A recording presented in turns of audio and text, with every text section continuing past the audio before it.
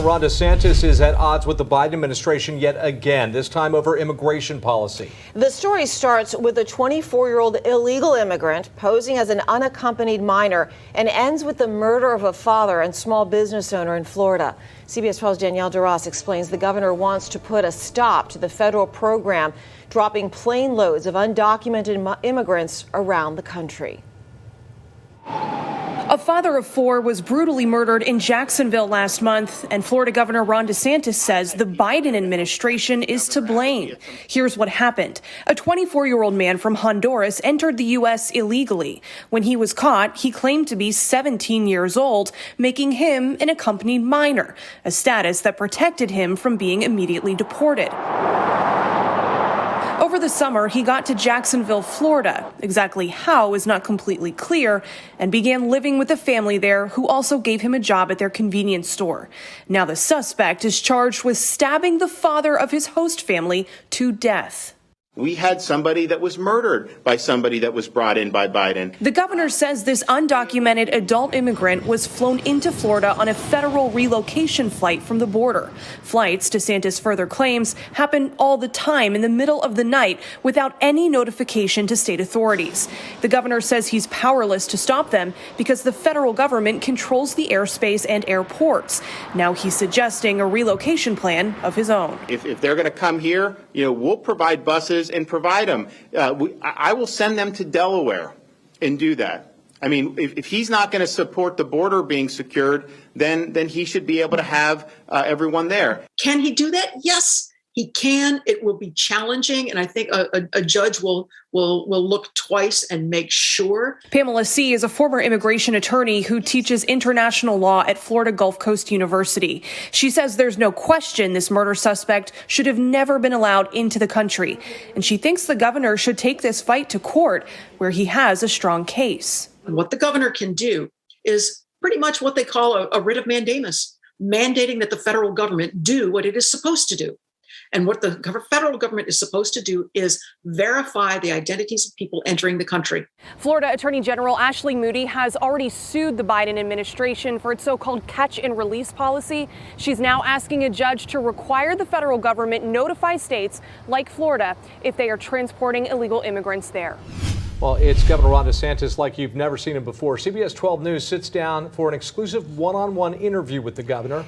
He opened up to our Jay O'Brien, discussing a range of issues, everything from his relationship with President Biden to his family and his political aspirations. Yeah, this was an extremely rare conversation. Governor DeSantis doesn't typically give interviews like this, so we had a lot to talk to him about. But we started by checking in on the First Lady and her ongoing battle with breast cancer.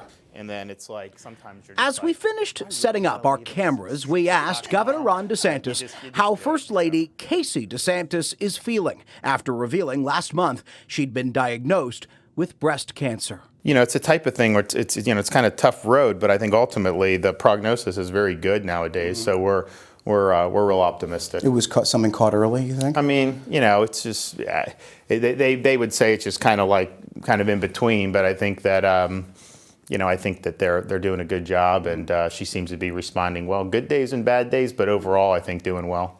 And for the first time publicly, DeSantis opened up about his family's past struggles with breast cancer. Well, my mother had it when I was in elementary school, and I don't remember a lot about kind of the particulars, but I just knew it was kind of a big deal. Yeah. And but then so many people have been touched one way or another. She's fighting. One of those well-wishers spoke up at this news conference held a few hours before our interview with the governor on Monday. It was here that DeSantis also addressed rare complications from the COVID vaccine, comments which renewed criticism that the governor fuels anti-vax conspiracy theories. You said today in the press conference, as it relates to vaccines, people need the facts. They need to have the truth about all of this. People need the facts. Right.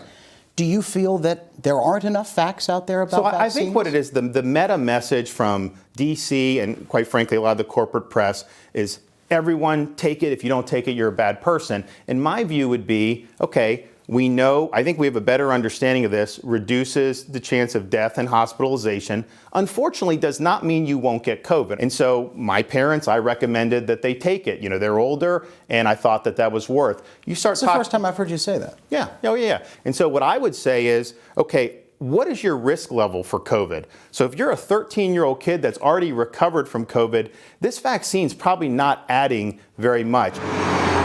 Vaccine mandates will be front and center next week in Tallahassee, a special session of the legislature called by the governor in hopes of banning COVID mandates in Florida. Do you want to ban private businesses from requiring their employees get vaccinated? So that's basically what we're doing. And, you know, I'm having to work with the legislature on this, so it's not just what I want. But basically, my view is it's not appropriate to force someone out of their job based on these COVID jabs. But massive companies in the state, including some hospitals, are already requiring the vaccine and are expected to oppose the governor. We asked if he's concerned about that. So I think it's fine, and I think people can certainly weigh in. I would say that Florida is weigh in. They're going to come out against this hard. Well, good. Well, I think that Florida is a great place to do business, and you can ask some of these companies, like, would you rather be doing some of the other states that you've had to deal with, or this? And at the end of the day, look, if I have to choose between a massive company or individual Floridians who are just trying to put food on the table, I gotta side with the folks. But it's President Biden and the administration's new vaccine mandate that are frequently the target of DeSantis' anger. Last week in West Palm Beach, the governor went as far as to call the Biden administration the Brandon administration.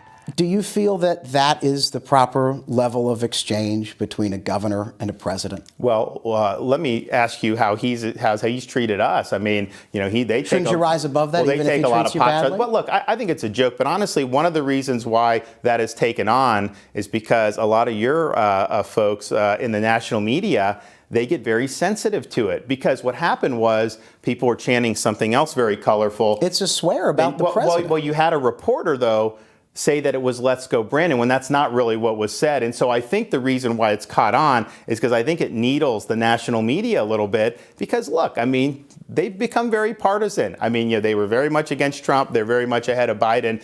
So I think we view it as fun, but I do think But it's a swear about the president. Well, right. But I mean, here's what I would say. Was there hand-wringing about this, about the stuff that was said about Trump for 4 years? No, there wasn't. It was at that point the governor himself brought up the president's support during the Surfside tragedy. And I'll tell you what, when he came to Surfside and helped us out, I gave him credit for that. Yeah. He was there for us, and I gave him credit. You think you could ever get back to that moment? But then when he turns around, though, and is constantly trying to attack Florida, I've got to stand up for my folks. I've got to stand up for the people here. Standing up to President Biden is exactly what the governor is promising he will do in that COVID special session that begins on Monday. What you just saw was an extended version of an interview that we first aired earlier this week, but there was still more to our conversation. We still couldn't get to all of it. The full interview is on our website, CBS12.com, and our YouTube page.